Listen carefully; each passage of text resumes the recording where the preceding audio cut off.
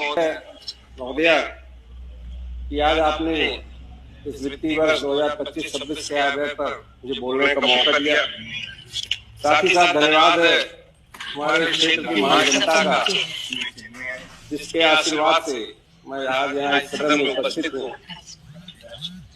नमन है हमारे उस नेता का, देश के पूर्व प्रधानमंत्री स्वर्गीय राजीव गांधी का, जिन्होंने इस देश में त्रिस्तरीय पंचायती राज लागू करके तमाम पिछड़ों, दलितों, महिलाओं, शोषितों को त्रिस्तरीय पंचायती राज में जनप्रतिनिधि बनने का मौका दिया। नमन है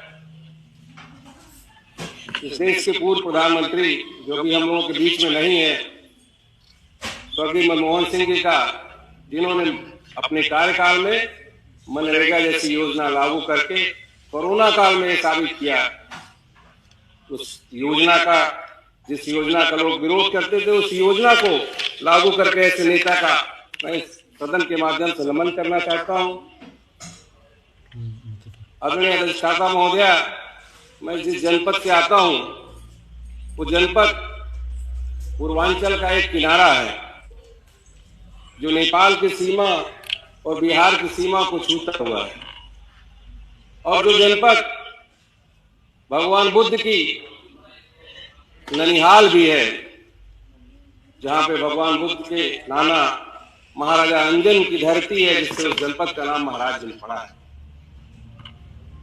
जिस बुद्ध का इस देश के साथ साथ पूरे विश्व ने जिन्हें माना है, और मैं तो कहना चाहता हूं कि जिन्होंने माना है वो आज इस विश्व में अग्रणी स्थानों पर है।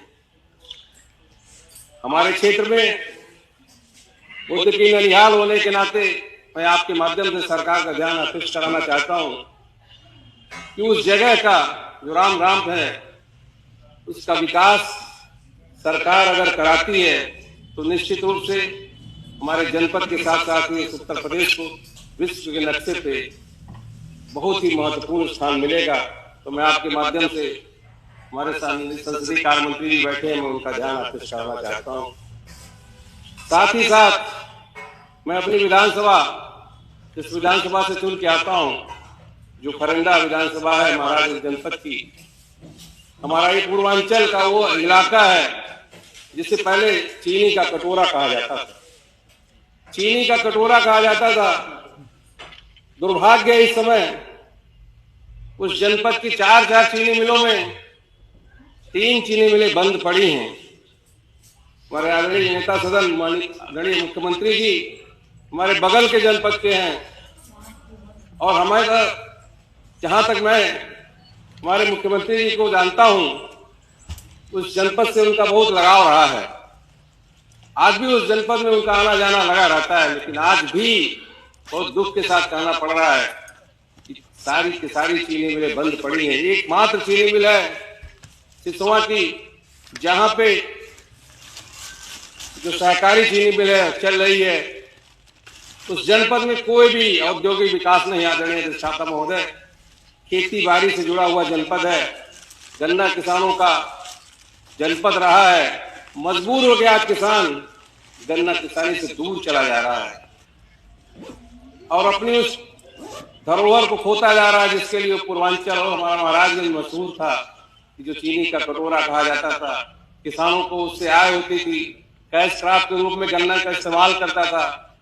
और आज भी जब वो अपने उस खेती को छोड़ के गेहूं और धान की तरफ जा रहा है, वहां भी ये सरकार जिसने वादा किया था कि हम आय दुगनी कर देंगे किसानों की, बड़े दुख के साथ कहना पड़ रहा है कि आज वो किसान आज भी परेशानियों से जूझ रहा है उस खेती बाड़ी में, जहां उसके बच्चों की फीस नहीं उपलब्ध हो पा रही है, उसके बच्चों की पढ़ाई नहीं हो पा रही है। और सरकार की जो व्यवस्था है इस बजट में, जो लंबा चौड़ा बजट है, जिसे 8,08,736 करोड़ 8 लाख रुपए, हमारे तमाम साथी कह रहे हैं बहुत भारी भरकम बजट है, बहुत बड़ा बजट है। तो हमारे जो गांव में हम लोग रहते हैं, हम लोगों ने गांव में एक कहावत सुनी, माननीय मंत्री जी, अधिष्ठाता महोदय, जरा सुनिएगा जरूर।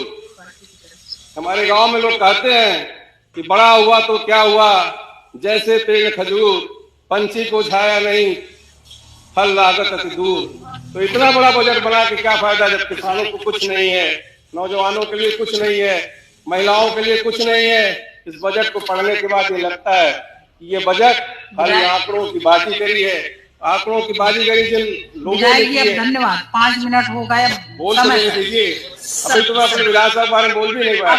आपको पहले करंदा विधानसभा के बारे में बोल रहा था आपसे कि वहाँ एक चीनी मिल है जो लगातार बंद पड़ी 92 से, और लगातार हर बार चुनाव में ये घोषणा करते हैं।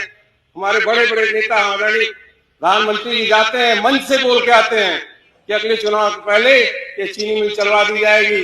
बड़े खेद के साथ कहना पड़ रहा है कि आज भी वो चीनी मिल नहीं चल रही है।